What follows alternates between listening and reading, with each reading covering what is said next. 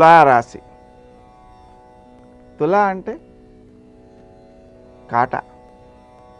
ఇది రెండిటిని సూచిస్తుంది. సామాన్యంగా న్యాయం చెప్పేటప్పుడు రెండు వర్గాల వారికి కష్టం కలగకుండా న్యాయబద్ధంగా చెప్పగలగడం. తీర్పు అంటే జడ్జిమెంట్.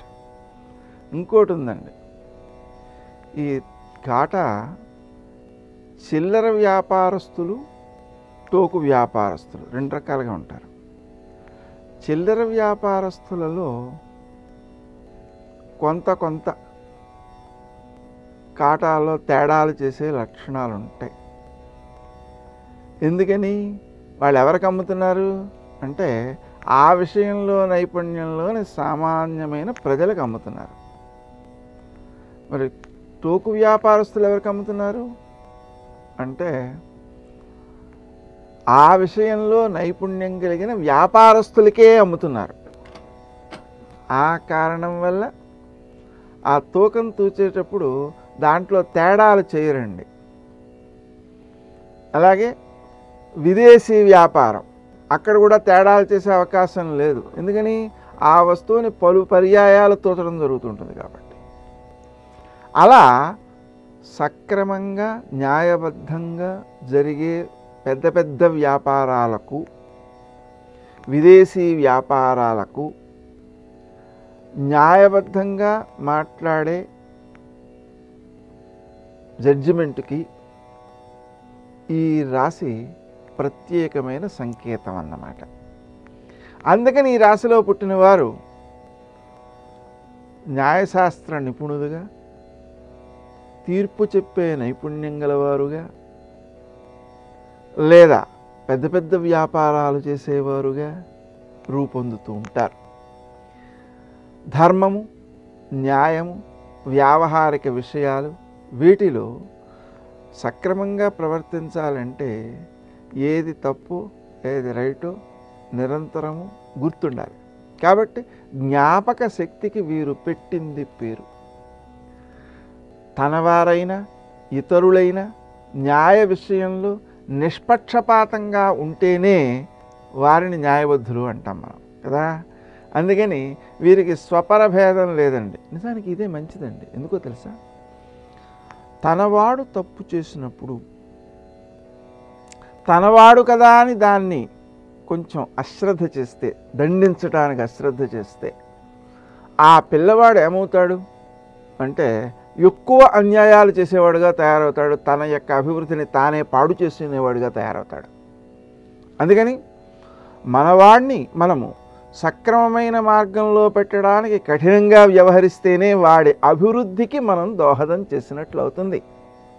ఆ ప్రవర్తన మనకు ఈ నిష్పక్షపాత ప్రవర్తన తులారాశి వారిలో కనిపిస్తుంది.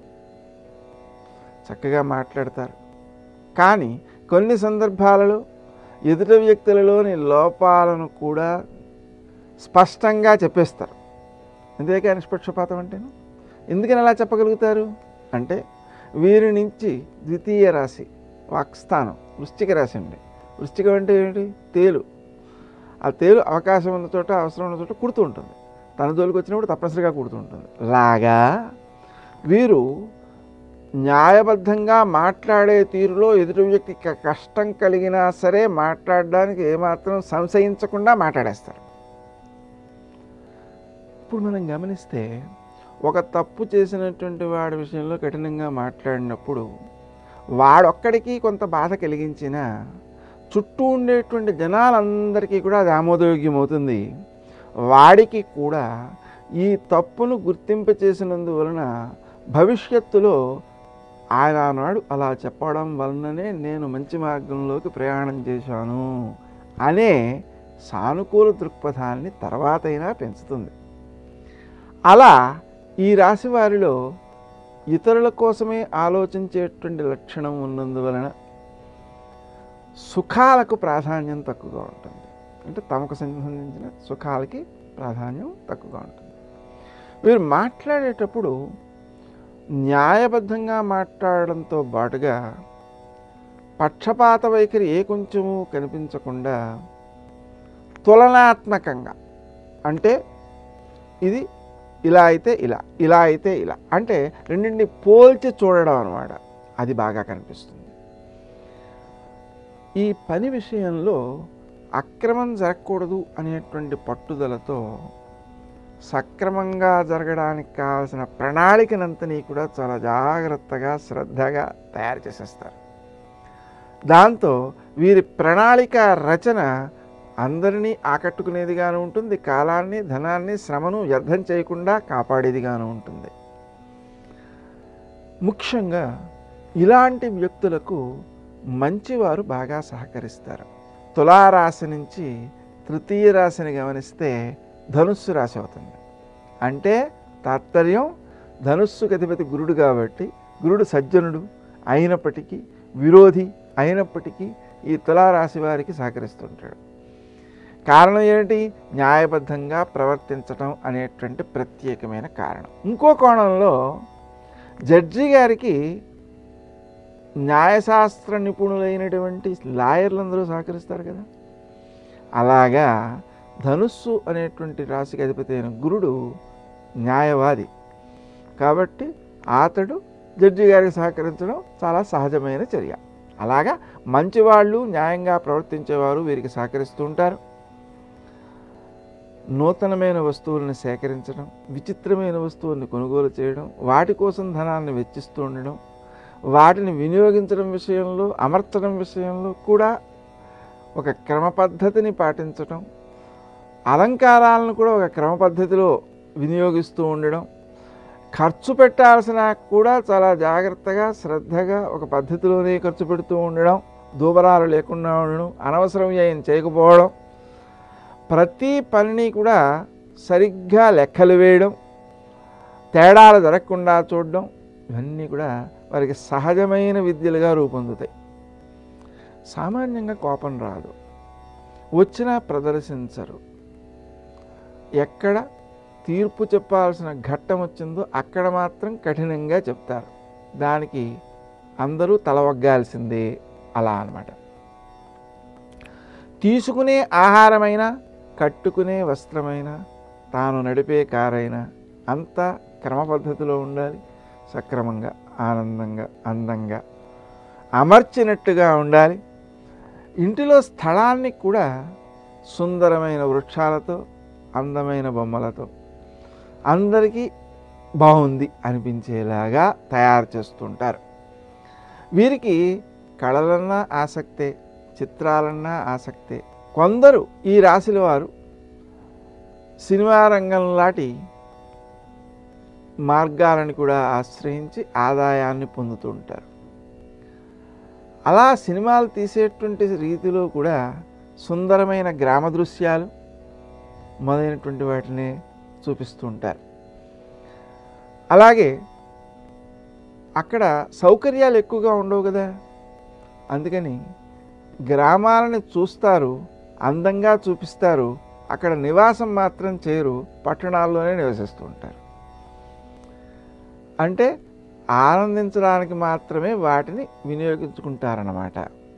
తమ చుట్టూ ఉండేటువంటి వారిని ఆకర్షించే నేర్పు అధికంగా ఉంటుంది. ఎందుకంటే ఈ రాశికి అధిపతి శుక్రుడు. శుక్రుడు అంటేనే ఆదర్శానికి సంకేతం. అందరికీ అందంగా కనిపించడం అనేటువంటి, అందరినీ ఆకట్టుకునేటువంటి లక్షణం వీరిలో ఉంటుందన్నమాట. జనసామాన్యంతో అధికంగా సంబంధం ఉండేటువంటి ఒక సినిమాలు కావచ్చు, నాటకాలు కావచ్చు, రేడియో, టీవీ, ఏమైనా సరే. అలాగే ఇతరులపై ప్రభావాన్ని, తమ ప్రభావాన్ని చూపించగలిగినటువంటి హిప్నోటిజం మొదలైనవి కావచ్చు. ఇలా అందరినీ ఆకట్టుకునే అంశాలను వీరు అధ్యయనం చేస్తుంటారు. వాటి ద్వారా తమ కార్యాలను వారు సాధించుకుంటుంటారు. ముఖ్యంగా వీరి లక్షణం ఏమిటంటే చాలా జాగ్రత్తగా ఉంటారు. అందరినీ తొందరగా వీరు దగ్గరే చేసుకోరు, వారితోనే వారు రావాల్సిందే. అంటే ఆకర్షణ అధికంగా ఉన్నవారికి అందరూ దగ్గర అవుతుంటారు. కాబట్టి వీరు అందరినీ దగ్గర చేసుకోవడం కోసం ప్రత్యేకమైన ప్రయత్నం చేయాల్సిన అవసరం లేదు. అదేవిధంగా ఏ విషయాన్నైనా సరే ప్రారంభంలో కొంత ఇబ్బంది పడతారు, కానీ క్రమక్రమంగా చాలా ప్రణాళికాబద్ధంగా అందరికీ ఆమోదయోగ్యంగా కార్యాలను నిర్వహించేటువంటి నేర్పు అధికంగా ఉంటుంది. అయితే జనాలు ఎక్కువ కావాలి, కానీ వారి మధ్యలో వీరు నివసించడానికి ఇష్టపడరు. ప్రశాంతంగా ఉండాలి అని విడిగానే ఉంటుంటారు. ఆ ప్రత్యేకతే వీరిలో ఆకర్షణ పెంచడానికి, వీరి ప్రజ్ఞ రాణించడానికి కారణమవుతుంటుంది.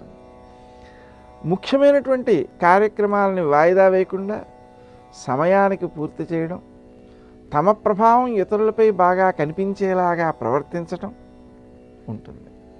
అలాగే తమ పూర్వీకుల్లో ఎవరైతే సాధించిన కార్యాలలో ఆకర్షణ ఎక్కువగా ఉందో వాటిని అనుకరించడానికి కూడా ప్రయత్నిస్తారు. విశేషించి వీరిని అనుకరించేవారు కూడా లోకంలో చాలామందే కనిపిస్తారు. తాము చేసినటువంటి పనిలో ఉండేటువంటి న్యాయబద్ధతను సమర్థించుకునే ప్రజ్ఞ వీరిలో ఎక్కువగానే ఉంటుంది. ఇలా మిగిలిన రాసుల వారి కంటే వీరిలో కనిపించేటువంటి ఆ అందరినీ ఆకట్టుకునే ప్రత్యేక లక్షణం ఈ రాశికి చెందినది.